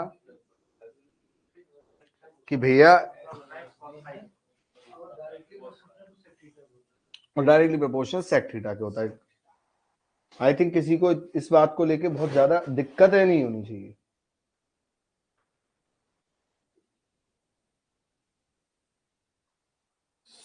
सुन रहा है ना तू? ठीक है, यहाँ सो रहा है तू? सुन रहा है ना तू? जाग गए? हाँ, सब चलेंगे धीरे धीरे, आ रहे धीरे धीरे। अब चलिए, अब आपको हमारा स्ट्रक्चर याद हो कि हम लोग जो शुरुआत में कह रहे थे कि हम लोग आगे कैसे जाएंगे बेटा। सेलिएंट पोल में जो परेशानी आ रही थी उसकी परेशानी हमने रेमेडी कर दी। अब रेमेडी करके बेटा हम लोग कहां जाएंगे? सिंक्रोनस मोटर की वर्किंग पे जाएंगे। आइए, ये याद होनी चाहिए कि हमें चलना कैसे है। तुम्हारी नसों में बहने लग जाएगा बेटा सिंक्रोनस मोटर वर्किंग।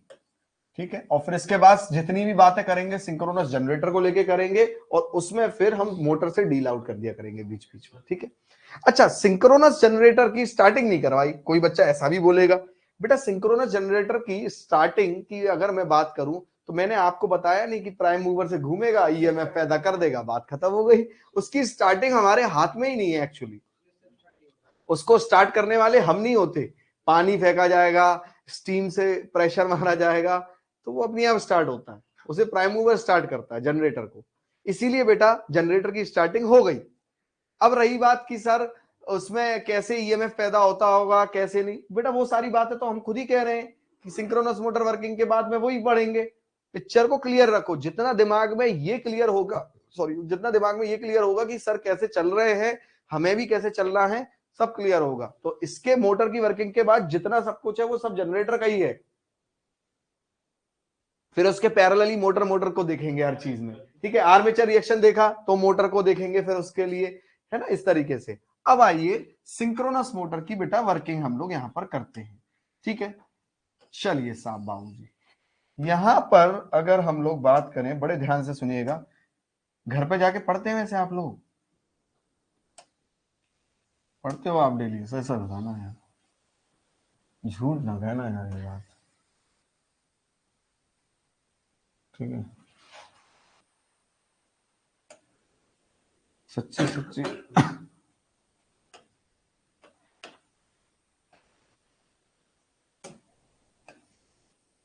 ऐसा ही फिगर देखूंगा आपकी कॉपी में मैं। बनाएंगे ऐसी इस तरीके से? नहीं बताओगे?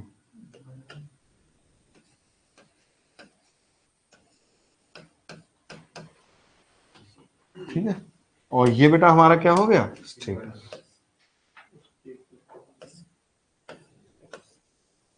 बहुत प्यारी बात करी बच्चे, 3 फेज सप्लाई।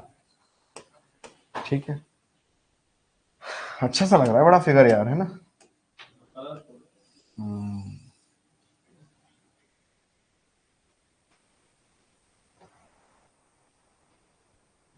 अरे नहीं, गायब नहीं होने देंगे हम।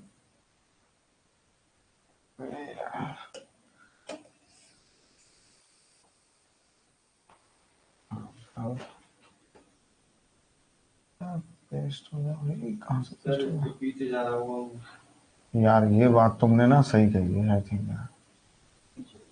साइड में पेस्ट करके इसको ऊपर लेके आइए। सही कह रहे हो यार।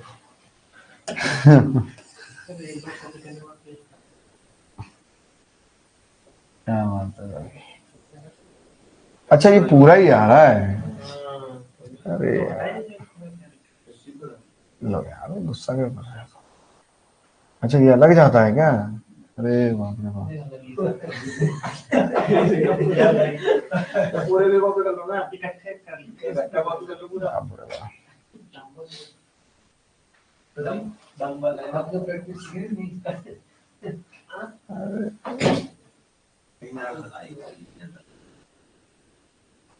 अब इसको कॉपी कर लो अलग से।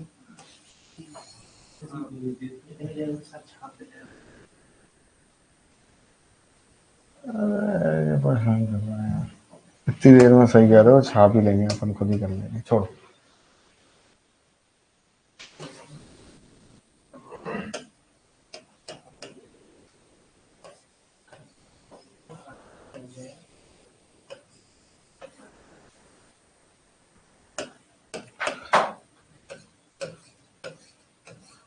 प्लीज प्लीज थोड़ा सा यहाँ ध्यान दीजिए, वो ज्यादा इंपॉर्टेंट है।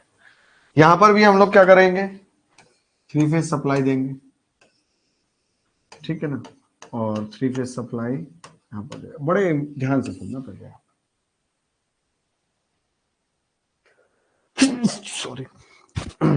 देखिए सिंक्रोनस मोटर की वर्किंग की मैं बात करता हूं। यहां पर हम लोगों ने डीसी, यहां पर हम लोगों ने दी, ये प्लस दिया, ये माइनस दिया, ठीक है? जब हम लोगों ने यहाँ पे प्लस माइनस दिया तो बेटा यहाँ पे करंट इस तरीके से गया होगा, तो यहाँ पे बेटा नॉर्थ बना होगा, यहाँ साउथ बना होगा, यही हुआ होगा। अच्छा एक बात बताओ, ये तो चेंजेस नहीं होंगे, नॉर्थ साउथ में तो चेंजेस नहीं होंगे, क्योंकि आप एक बात बताओ, डीसी कभी बदलती तो है नहीं है, तो नॉर्थ और साउथ में तो चेंज नहीं होंगे। यहाँ पर भी नॉर्थ बनेगा, यहाँ पर भी साउथ बनेगा। जब मैं बेटा बात करूंगा आप लोगों के, बात करूंगा कि जब मैं यहाँ पे 3 फेज सप्लाई दे रहा हूं और 3 फेज सप्लाई दे रहा हूं, तो मुझे बताइए बच्चे, यहां पर आरएमएफ पैदा होगा, इसमें तो किसी को कोई शक नहीं है। याद रखना, मैंने आप लोगों को पहले दिन ही एक नोट लिखाया था कि 3 फेज सप्लाई जब भी 3 फेज वाइंडिंग को दी जाती है तो वो हमेशा आरएमएफ पैदा करती है। इसका पूरा मैंने प्रूफ विद डेरिवेशन मैंने 3 फेज इंडक्शन मोटर में कराया था। तो इस चीज को लेके कोई नहीं कहेगा कि सर ऐसा क्या हुआ कि हमने 3 फेज दिया 3 फेज वाइंडिंग को तो आरएमएफ पैदा हो गया। याद करिए, मैंने पूरा डेरिवेशन 3 फेज इंडक्शन मोटर में कराया है। तो 3 phase supply, whenever 3 phase supply is given, whenever 3 phase supply is given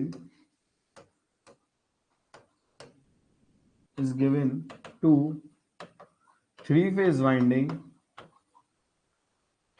RMF is produced, RMF पैदा होता है हमारा।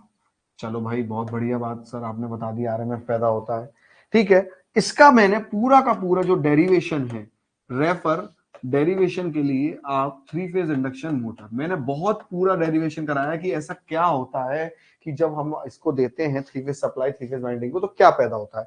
अब यहां पर 3 फेज सप्लाई जब बेटा हमने 3 फेज सप्लाई हमने दी, यहाँ आरएमएफ पैदा हुआ, तो अच्छा एक चीज आप मानोगे, आरएमएफ जो पैदा हुआ वो कुछ ऐसा ही तो हुआ होगा कि एक साइकिल में एन और एस यहां पे बनते होंगे और दूसरी साइकिल में एन और एस यहां पर होते होंगे। भाई आरएमएफ का मतलब क्या हुआ, एन और एस यहां पे देखो, ये लगातार एन और एस घूमेगा, ये लगातार एन और एस, अच्छा घूमेगा तो एन एन इधर आ जाएगा, एस इधर आ जाएगा, ठीक है।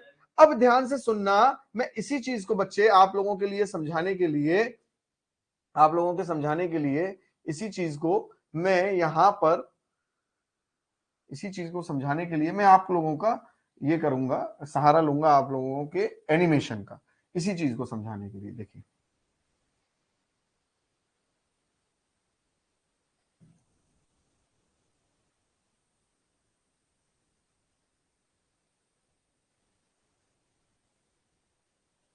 देखिए ध्यान से, ये मेरी यहां पर देखेंगे, ये देखिए, ये देखिए मैंने यहां पर 3 phase working of synchronous motor हम लोग दे रहे हैं, ये 3 फेज सप्लाई यहां पर दी हम लोगों ने, दी कि नहीं दी? और ये 3 फेज सप्लाई देने पर देखो ये एन और ये एस ये मेरा क्या हो रहा है बेटा, लगातार देखो घूमता हुआ पैदा हो रहा है, देखिए ध्यान से, देखिए लगातार घूमता हुआ पैदा हो रहा है। ये क्या है, आरएमएफ, आरएमएफ, ये क्या है बच्चे, आरएमएफ, ये आरएमएफ घूम रहा है, ठीक है। अगर मैं इसकी बात करूं तो ये क्या है बच्चे, आरएमएफ घूम रहा है लगातार, देखो एन और एस की पोजीशन बदल रही है, लगातार एन और एस की पोजीशन बदल रही है। आइए देखिए, देखिए एन और एस की पोजीशन लगातार बदल रही है ना। ये देखो ये ऐसे आरएमएफ हमारा पैदा होता है, ये आरएमएफ पैदा होता है लगातार, हमारी ऐसे घूमता रहता है, ठीक है। अगर कोई बंदा यहाँ बीच में खड़ा हो जाए तो वो यूं ही देखता रहेगा, अबे एन कहाँ गया, यूं करके चल रहा है चल रहा है चल रहा है, ठीक है। ऐसे ये देखिए, है ना, सिंक्रोनस मोटर में इस तरीके से हमारा आरएमएफ घूमता रहेगा। अब क्या होता है बेटा, यहां पर आ जाएगा आपका बीच में रोटर।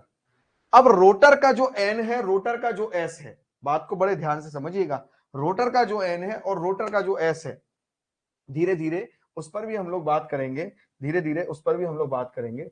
देखिए अगर ये एस है, बड़े ध्यान से देखना, बड़ा यहां पर समझने वाली बात है, अगर ये एस है, आप देखिए ये एस और इस एस को धक्का देगा भाई, रिपेल करेगा, तो ये एस मेरा इधर आएगा। आइए देखिए, ये देखो ये एस, इस पॉइंट को देखिए, ये एस यहां पे धक्का दिया इसको, ये इधर आया, ये एन इसको धक्का दिया, ये एन उधर चला गया, टेढ़ा पड़ गया, मेरा रोटर टेढ़ा घूमना चाहा, ठीक है।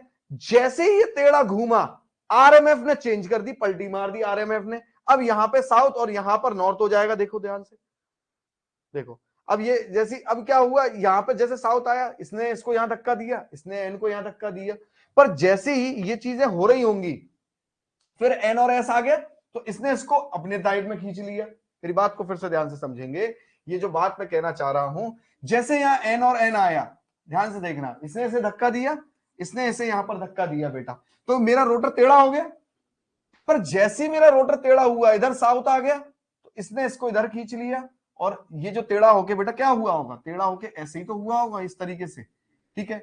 एन ने इधर धक्का दिया, एस ने इधर धक्का दिया, ध्यान से समझना, तो ये टेढ़ा हुआ। जैसे ये टेढ़ा हुआ, फिर मेरे एन को इधर खींच लिया साउथ ने, और इसने खींच लिया इधर नॉर्थ ने। समझ में आया, ये टेढ़ा था, साउथ ने खींच लिया। मैं फिर से यहां पर दिखा दूंगा, देखिए यहां पर दिखाएंगे,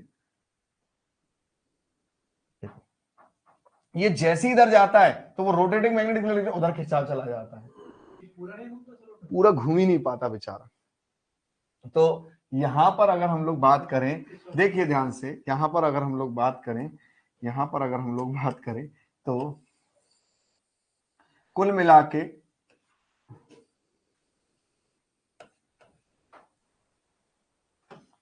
के यहां पर अगर हम लोग बात करें, ये एन है, ये एस है, ठीक है। यहां पर एन आया तो ये रोटर टेढ़ा हुआ, ये एस आने पे यहां पर रोटर टेढ़ा हो गया, क्योंकि ये इस पर इधर फोर्स लगा होगा। अब क्या हुआ कि ये मेरा रोटर इस तरीके से टेढ़ा हो गया ना, देखो ध्यान से, इस तरीके से टेढ़ा हो गया, इस तरीके से टेढ़ा हो गया मेरा रोटर, ठीक है। ये मेरा क्या है, एन है, ये मेरा एस है। जैसे ये एन और एस हुआ, तो देखो ये जो स्टेटर के, ये स्टेटर का आरएमएफ है, अब ये एस हो गया, ये एन हो गया, तो ये इसे इधर खींच लेगा, ये इसे खींच लेगा। मतलब जैसे ही ये मूव करने वाला होता है, ऊपर के पोल चेंज हो जाते हैं, फिर वो से दोबारा खींच लेता है। मोटर सेल्फ स्टार्ट है ही नहीं, मोटर चालू ही नहीं हो पाती। बड़े दुख के साथ सूचित करना पड़ रहा है,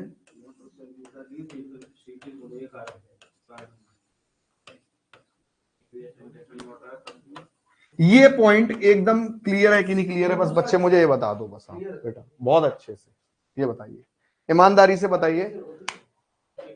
बड़े दुख के साथ सूचित करना पड़ रहा है कि हमारी सिंक्रोनस मोटर सेल्फ स्टार्टिंग नहीं है। याद रखना बेटा, पूरे मशीन में दो मोटर हम ऐसी पढ़ेंगे जो सेल्फ स्टार्टिंग नहीं होती, एक सिंक्रोनस मोटर, अरे मोटर होगी वो सिंगल फेज इंडक्शन मोटर, ठीक है। जरूरी है क्या, गलती बात बोलो, ये बताइए यहां पे ये पॉइंट क्लियर है कि नहीं क्लियर है। अब करें तो करें क्या, करिए, रुक जाइए, करें तो करें क्या, प्रॉब्लम क्या हुई यहाँ पे, रोटेटिंग मैग्नेटिक फील्ड पोल की वजह से, हमारे जो रोटेटिंग मैग्नेटिक फील्ड पोल की वजह से हमारा जो रोटर का मूवमेंट था, वो थोड़ा सा जैसे ही वो बढ़ता है, वैसे ही वो उसे वापस बुला लेता है। हाँ, पर एक बार घुमा देंगे तो चलता है, पर कैसे? अभी ये पॉइंट क्लियर है कि नहीं क्लियर है? यहाँ पर सिंक्रोनस मोटर मेरी दुख के साथ सूचित करना पड़ रहा है, स्टार्टिंग नहीं होती शॉर्ट सर्किट। आइए अब इसमें कुछ इंतजामात करते हैं, अब इसमें कुछ इंतजामात करते हैं।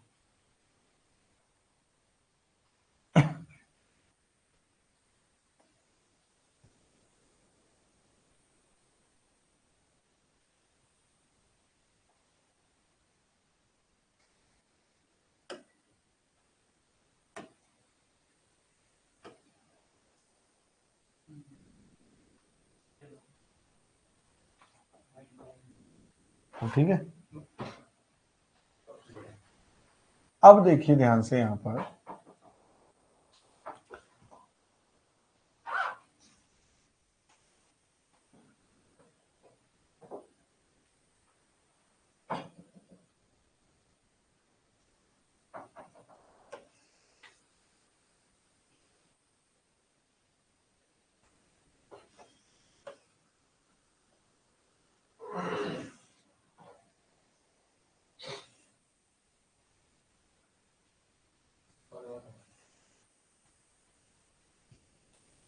देखिए हमारी ये कुछ पोजीशंस थी, हमें प्रॉब्लम आई कि ये बार बार जो आरएमएफ की डायरेक्शन है ये एन और ये एस, अच्छा ये एन होती थी तो ये से यहां धक्का मारती थी, ये एस होती थी यहां धक्का मारती थी, पर तब तक वो यहां पर एस और एन हो जाती थी, कम वक्त ये उसे वापस बुला लेती थी। ठीक है, ये उसे वापस बुला लेती थी।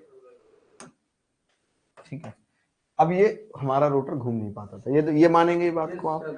अब इश्यू क्या है, इसका समाधान हमने करना है, इसका समाधान हमें करना है। तो हमने एक दिमाग लगाया है यार, एक काम करते हैं, एक समाधान करने के लिए यार एक काम करते हैं, क्या करते हैं, देखिए हम लोगों ने क्या किया, हम लोगों ने क्या किया, ध्यान से देखिएगा यहाँ पर बच्चे, हमने यहाँ पर खांचे बनाए और खांचों में रखे चालक। प्लीज बहुत ध्यान से सुनिएगा, प्लीज ध्यान से सुनिएगा। यहां पर हमने खांचे बनाए और खांचे बनाने पे हमने यहां पर रखा चालक। खांचे के मतलब ऐसे करके यूं बार्स रखी, मैं आपको बताऊं ये एक्चुअली ऐसे करके चालक होंगे और यूं करके बार रखे जा रहे होंगे यूं अंदर, समझ में आ गए, खांचे बना के ऐसे अंदर प्लेस्ड करे जा रहे होंगे। और जब ये बच्चे प्लेस्ड करे जा रहे होंगे, ये प्लेस्ड करे जा रहे होंगे, इसे कर देंगे हम शॉर्ट, इसे कर देंगे हम लोग शॉर्ट। बहुत ध्यान से सुनना बेटा, इसे हम लोग कर देंगे शॉर्ट। ठीक है, अभी तो आप ध्यान से सुन नहीं रहे हो, फिर हम लोग इसे क्या कर देंगे, शॉर्ट कर देंगे। ये हमने इसे शॉर्ट कर दिया। ये कैसे लगाया बेटा, ये हमने कंडक्टर्स लगाए, conductors are placed, conductors are placed, conductors are placed, conductors are placed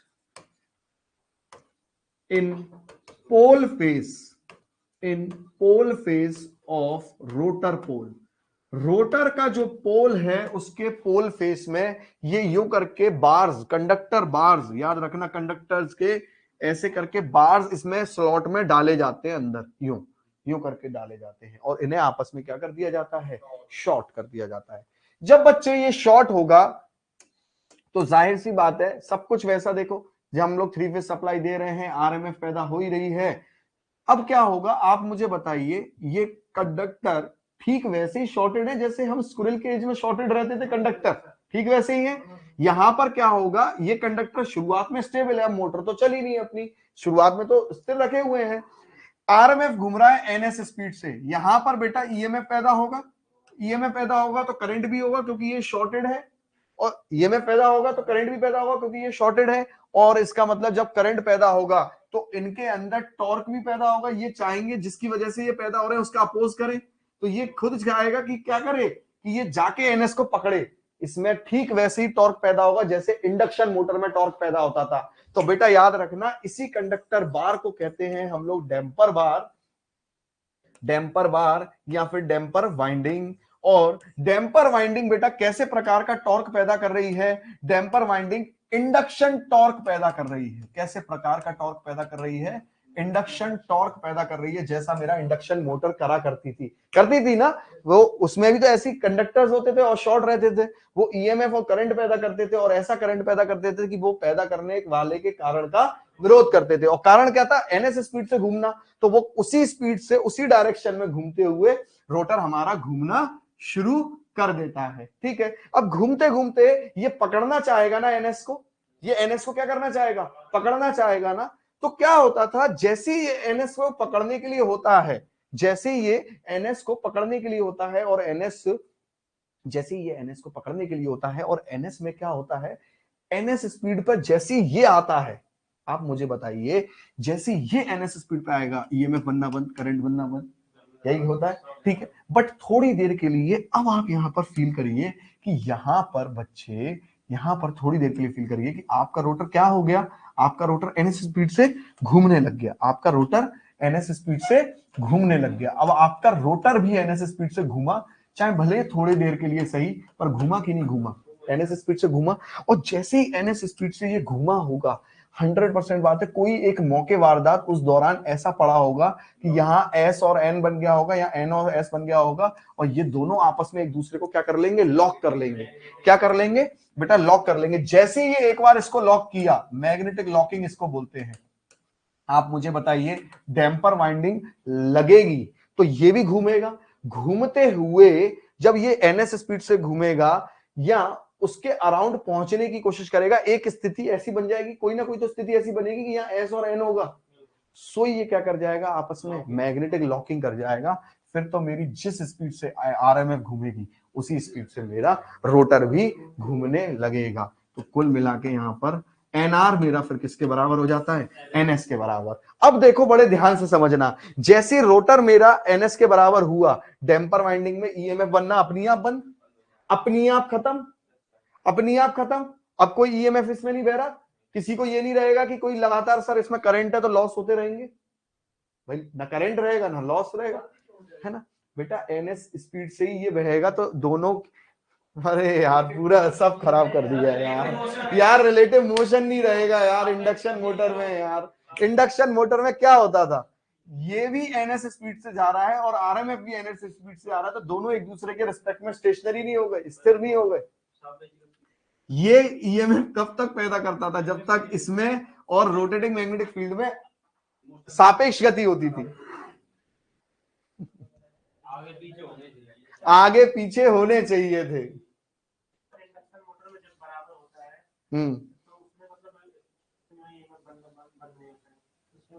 किसमें कहा? उसमें भी बंद हो जाता, बराबर पर हो नहीं पाता है वो पीछे हो जाता है, बराबर होता है वो फिर पीछे हो जाता है। वो मैग्नेटिक लॉकिंग ना हो कॉगिंग से बचने के लिए। मैं फिर से बेटा यहां पर रिपीट कर दे रहा हूं, जैसे ये भी एनएस से घूमने लगेगा रोटर, तो रोटर भी एनएस से घूम रहा है, आरएमएफ भी एनएस से घूम रहा है, इन दोनों के बीच में रिलेटिव मोशन बनना बंद हो गया। तो इसका मतलब इसमें अपनी आप ईएमएफ और करंट बनना बंद हो गए, अपनी आप, हमने कुछ नहीं किया। ठीक है, और पर हमें क्या चाहिए था? हमारी लॉकिंग हो गई, रोटर की स्पीड एनएस से हो गई। अब मान लीजिए ये क्या है बेटा? मोटर है। ये क्या है? मोटर है। मोटर पे अगर हमारा लोड थोड़ा सा वेरी करता है, मान लीजिए मेरा मोटर पर लोड वेरी करता है, बदलता है, मेरा मोटर पर लोड बदलता है, मेरा मोटर पर लोड बदलता है। जैसे गन्ने की मशीन देखो, गन्ने की मशीन में क्या होता है, जब वो चल रही होती है एकदम से वो गन्ना फंसाता है तो कैसे खड़खड़ खड़खड़ खड़खड़ कैसे हिल जाती है मशीन, हिल जाती है। लोड एक्स्ट्रा कर देता है ना, वो लोड एक्स्ट्रा कर देता है तो मोटर की स्पीड एकदम से कम हो जाती है, मतलब कम ज्यादा हो जाती है, हम तो ये कहेंगे कम ज्यादा हो जाती है। जब यहां पर भी लोड हमारा कम ज्यादा होगा सिंक्रोनस मोटर पे, तो अंदर क्या होगा? रोटर आगे पीछे होगा, थोड़ा सा रोटर आगे पीछे होगा तो मैग्नेटिक लॉकिंग टूट जाएगी। अब सुनना, जैसे ही मैग्नेटिक लॉकिंग टूट गई, मतलब कि रोटर की स्पीड एनआर हो गई, फिर एनएस से तो कम ही हो गई भाई, लॉकिंग टूट गई, अब एनएस से कम हो गई मेरी रोटर। कहां हो तुम? यही हो ना? हाँ।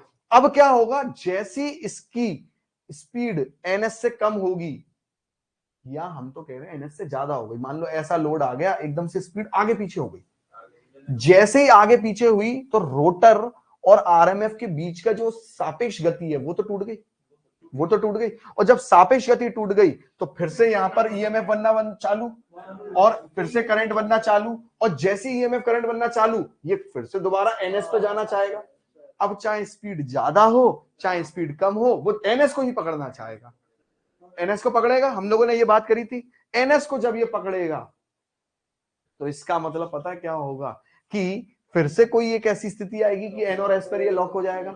मतलब डैम्पर वाइंडिंग जो सडन वेरिएशन हो रहा है रोटर पे लोड की वजह से, समझना बड़े ध्यान से, डैम्पर वाइंडिंग ने एक तो चालू किया, दूसरा डैम्पर वाइंडिंग ने क्या किया, जैसे रोटर ऑसिलेट किया आगे पीछे, रोटर आगे पीछे ऑसिलेट किया, रोटर आगे पीछे ऑसिलेट किया, क्या होने की वजह से, लोड के वेरिएशन की वजह से। उसको भी डैम्पर वाइंडिंग ने ठीक कर दिया ना। जो ये रोटर का कंपन है आगे पीछे होने का लोड की वजह से, जो सडन चेंज इन लोड है, देखो चेंज का मतलब ज्यादा लोड भी हो सकता है कम भी, इसी प्रोसेस को हंटिंग बोलते हैं। तो हंटिंग को खत्म किया डैम्पर वाइंडिंग ने, हाँ या ना? क्लियर है? प्रोसेस क्लियर है? आगे चलेंगे, बोलिए फटाफट से। रेटेड स्पीड से कम भी ज्यादा भी, याद रखिए, क्योंकि वहां सापेक्ष गति टूट गई। ठीक है, तो बेटा इंडक्शन मोटर में हंटिंग, पहली चीज तो अगर इंडक्शन मोटर में हंटिंग होगी तो वो वहां डैम्पर वाइंडिंग लगाने की जरूरत ही नहीं है, वहां तो सॉलिड कंडक्टर पहले से ही लगे हैं।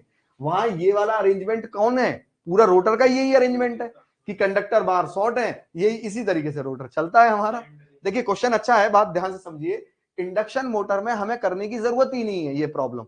इंडक्शन मोटर पहली चीज तो एनएस पे चलती नहीं है, तो हमें लॉकिंग करवाना है ऐसा हमें लगता ही नहीं है, हमें ऐसा महसूस ही नहीं होता कि हमें लॉकिंग करवाना है, पहली चीज। दूसरी चीज, इंडक्शन मोटर में याद रखिएगा, इंडक्शन मोटर में हमारा जो रोटर का स्ट्रक्चर है वो पहले से ही ऐसा होता है कि वहां कंडक्टर शॉर्ट पड़े रहते हैं, तो वहां हमें हटाने करने की जरूरत नहीं है। यहां तो क्या है, ये जैसी एनएस स्पीड से घूमने लगता है इनकी फंक्शनिंग अपनी आप बंद हो जाती है, ऑटोमेटिक की तरह काम कर रहे हैं, देखा जाए तो एक तरीके से, है कि नहीं, ऑटोमेटिक की तरह काम कर रहे हैं। तो ठीक है, due to sudden variation in load, load के सडन वेरिएशन की वजह से, due to sudden variation in load, the rotor starts oscillating, the rotor starts oscillating, rotor क्या करता है, ऑसिलेट या कह लीजिए ऑसिलेट, या फिर कह लीजिए कंपन, मतलब आगे पीछे होना। ठीक है, oscillating, this process is known as hunting. और इस प्रक्रिया को क्या कहा जाता है, हंटिंग। बेटा हंटिंग कुछ नहीं है, हंटिंग कुछ नहीं है, ये जो रोटर का कंपन करना है लोड के वेरिएशन पे, मैं हिंदी में भी तो बोल रहा हूं ना, मैं कोई बहुत पंजाबी तो बोल नहीं रहा या इंग्लिश तो बोल नहीं रहा। लोड के बदलने से, अचानक लोड के बदलने से जो रोटर में कंपन होता है, जिसकी वजह से रोटर अपने एनएस स्पीड को खो देता है, सिंक्रोनस स्पीड को खो देता है, उस प्रक्रिया को क्या कहते हैं, हंटिंग। और इस हंटिंग को खत्म करने वाला कौन है, डैम्पर वाइंडिंग। इस हंटिंग को खत्म करने वाला कौन है, अब ये डैम्पर वाइंडिंग। डैम्पर वाइंडिंग की बेटा लोकेशन क्या है, पोल फेस के अंदर, पोल फेस के अंदर, रोटर पोल में। ठीक है, अच्छा डैम्पर वाइंडिंग ने दो काम करे ना बेटा, डैम्पर वाइंडिंग ने दो काम करे, एक तो डैम्पर वाइंडिंग ने सेल्फ स्टार्ट बनाई, और दूसरा डैम्पर वाइंडिंग ने क्या काम किया, है ना, damper winding makes motor self starting. अरे प्लीज ये बताइए, सेल्फ स्टार्टिंग बनाई कि नहीं बनाई, उसमें शुरुआत में टॉर्क पैदा करके, उसमें शुरुआत में टॉर्क पैदा करके, और वो कौन सा, इंडक्शन टॉर्क। बेटा पेपर में पूछा गया कई बार, इंडक्शन टॉर्क। और दूसरा काम क्या किया बेटा, हंटिंग खत्म करी। भैया हाँ या ना तो बोल, हंटिंग खत्म करी है। सेल्फ स्टार्ट नहीं होती, डैम्पर वाइंडिंग करते, वो तो मध्यम है ना, उसके हवा आने के बाद हो गया ना। हाँ वो भी बात हम लोग करेंगे, वो भी बात हम लोग करेंगे नेक्स्ट लेक्चर में करेंगे। ठीक है, नेक्स्ट लेक्चर में, केवल डैम्पर वाइंडिंग नहीं, वो और भी मेथड है, और भी मेथड है, उससे हम नेक्स्ट लेक्चर में। इतना पॉइंट क्लियर है कि नहीं ये बता दो बस प्लीज बाबूजी। हाँ ड्यू टू ये, ठीक है, हालांकि हमारे नोट्स मेकिंग रहेगा ही, ये नोट्स मेकिंग हम लोग करेंगे। हाँ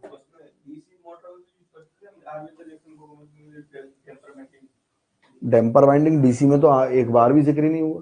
पहली बार सुनो टेम्पर। हाँ इसमें टेम्पर डीसी मशीन में डैम्पर वाइंडिंग क्या होता था? कंपनसेटिंग वाइंडिंग होता था बेटा, खिचड़ी मत पका।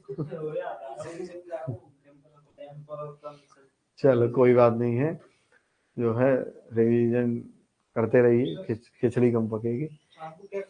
इतना पॉइंट क्लियर है कि नहीं क्लियर है बेटा?